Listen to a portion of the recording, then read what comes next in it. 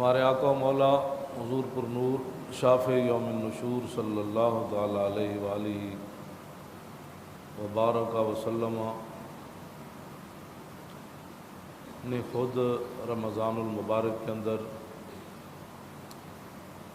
عرب کی گرمی میں روزہ رکھ کر حضور نے جہاد فرمایا، اور نبی علیہ الصلوۃ والسلام بنفس نفیس جو ہے تو 27 غزوات میں یا 29 غزوات میں یعنی جنگوں میں رسول اللہ صلی اللہ علیہ وسلم تشریف لے گئے۔ ان غزوات کے مبارک نام غزوۃ الابواء اور دوسرا نام اس غزوے کا ودان ہے، پھر غزوہ بوات، پھر غزوہ صفوان، پھر غزوہ عشیرہ اور پھر غزوہ بدر الکبریٰ۔ یعنی بدر شریف کے وقوع پذیر ہونے سے پہلے نبی علیہ الصلوۃ والسلام ودان میں بھی، بوات میں بھی، صفوان میں بھی اور عشیرہ، یہ غزوات چونکہ جھڑپیں تھیں چھوٹی چھوٹی کفار اور مشرکین کے ساتھ، تو نبی علیہ الصلوۃ والسلام جو ہے وہ تشریف لے گئے ان کے اندر۔ پھر نبی علیہ الصلوۃ والسلام غزوہ بنی سلیم کے اندر بھی تشریف لے گئے، اور پھر غزوہ سویق کے اندر، پھر غزوہ غطفان کے اندر، اور پھر غزوہ ذی عمر کے اندر، اور پھر غزوہ بنی قینقاع، پھر غزوہ احد شریف، پھر غزوہ حمراء الاسد، پھر غزوہ بنو نذیر۔ پھر جب نبی علیہ الصلوۃ والسلام بدر سے واپس تشریف لانے لگے نا،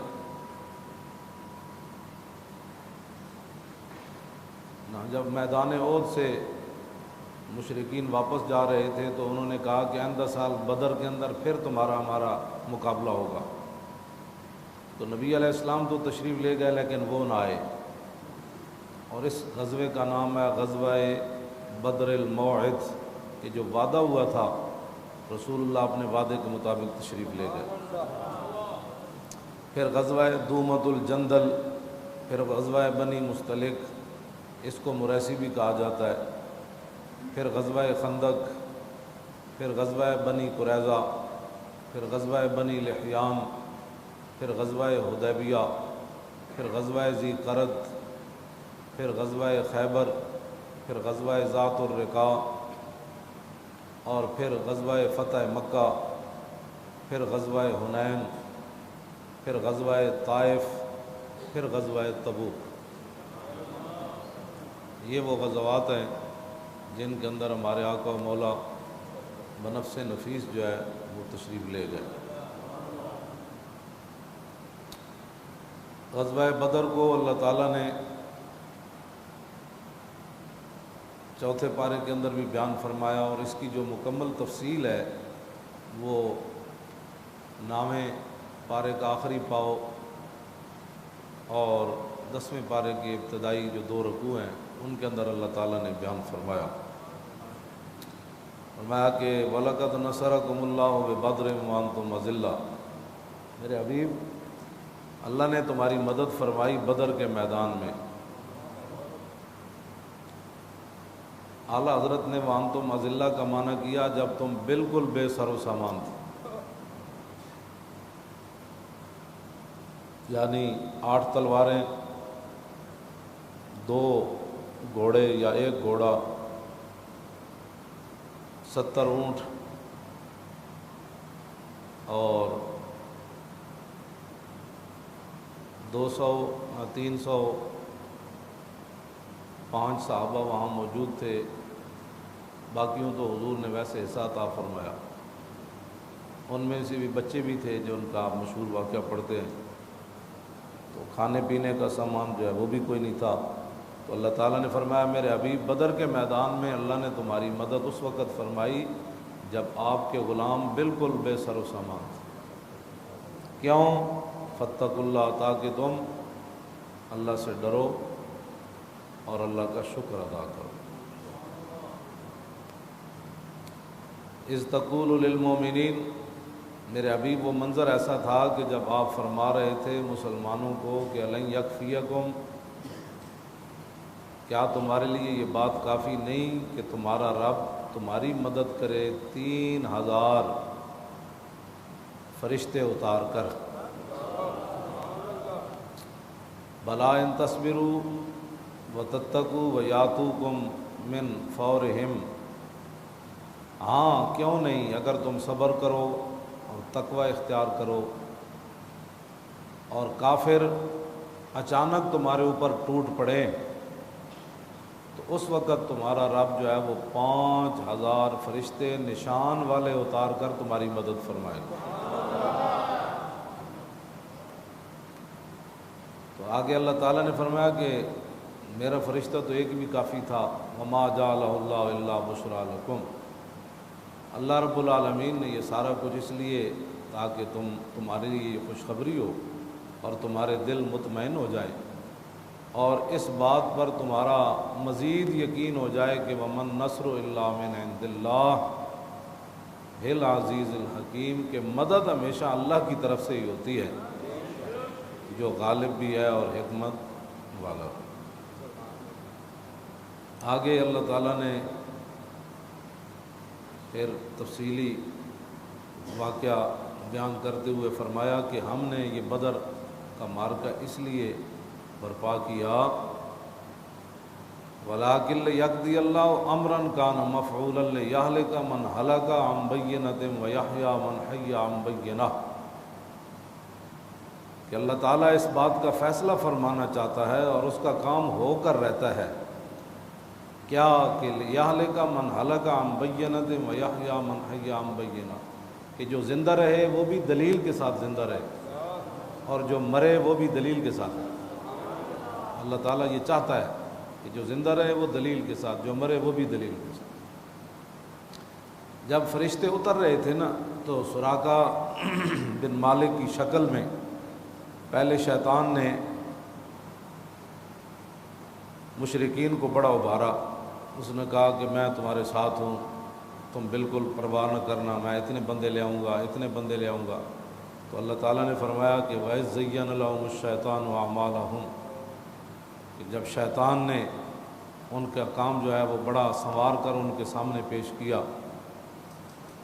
تو جب فرشتے اتر رہے تھے اور وہ کہتا تھا لا غالب لکم اليوم من الناس، کہ آج حضور کے غلام تمہارے اوپر غالب کبھی بھی نہیں آئے، میں تمہارے ساتھ ہوں۔ تو فلما تراءت الفئتان نکص علی عقبیہ، جب دونوں لشکر آمنے سامنے آئے نا تو اللہ کے فرشتے جب نازل ہوئے تو الٹے پاؤں بھاگا، نکص علی عقبیہ، الٹے پاؤں بھاگا۔ تو انہیں کہو یار کدھر جا رہے ہیں، تو سانو لے کے آیا، اتنی پٹیاں پڑھائیاں تو کدھر جا رہے ہیں؟ اس نے آگے سے جو بات کی، کہا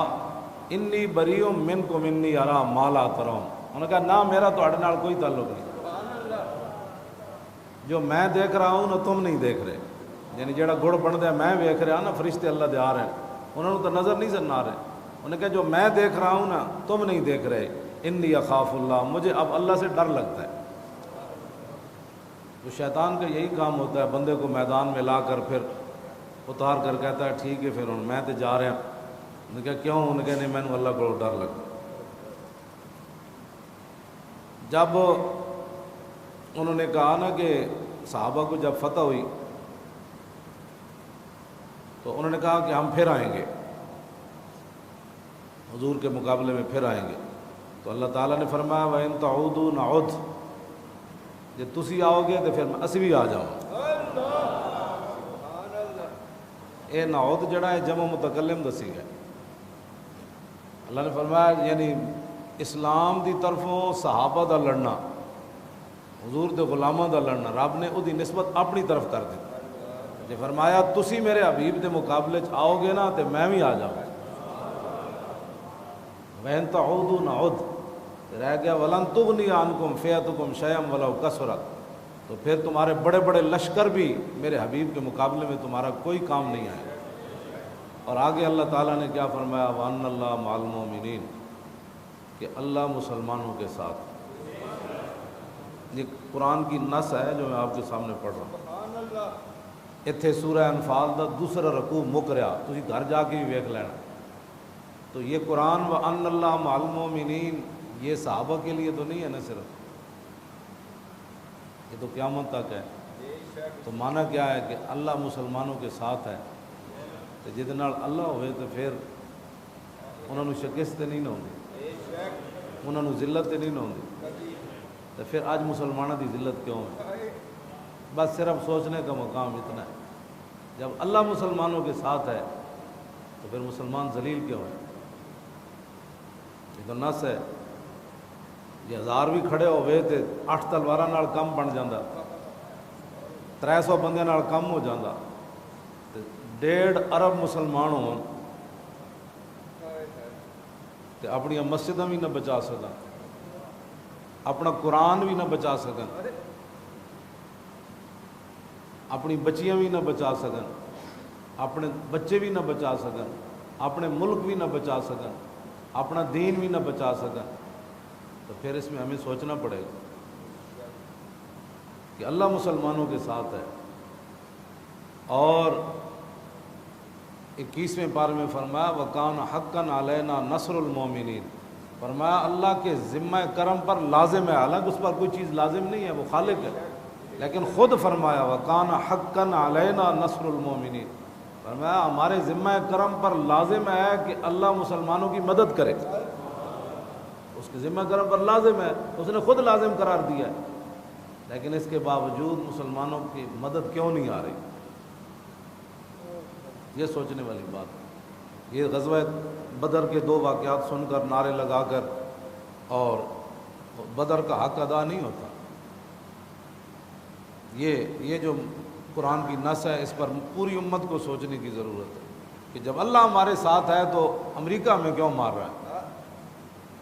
جب اللہ ہمارے ساتھ ہے تو داعش ہمیں کیوں مار رہی ہے؟ جب اللہ ہمارے ساتھ ہے تو ہندو ہمیں کیوں مار رہا ہے؟ اس کا معنی یہ ہے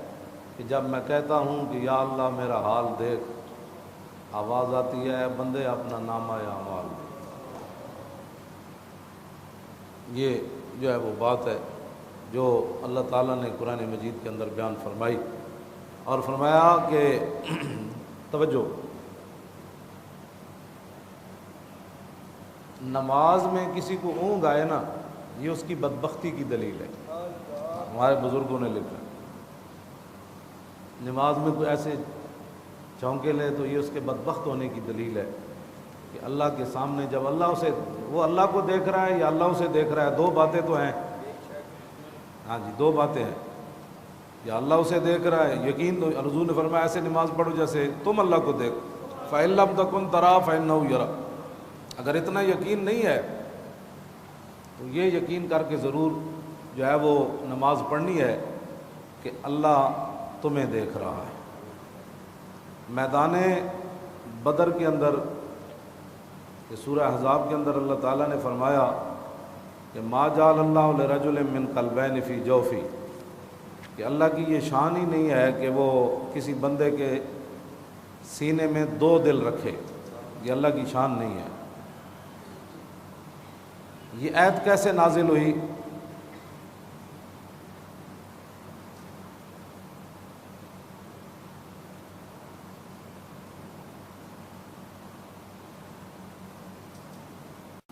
کہ ایک آدمی تھا ابو معمر حمید فہری، اس کی یادداشت بہت اچھی تھی،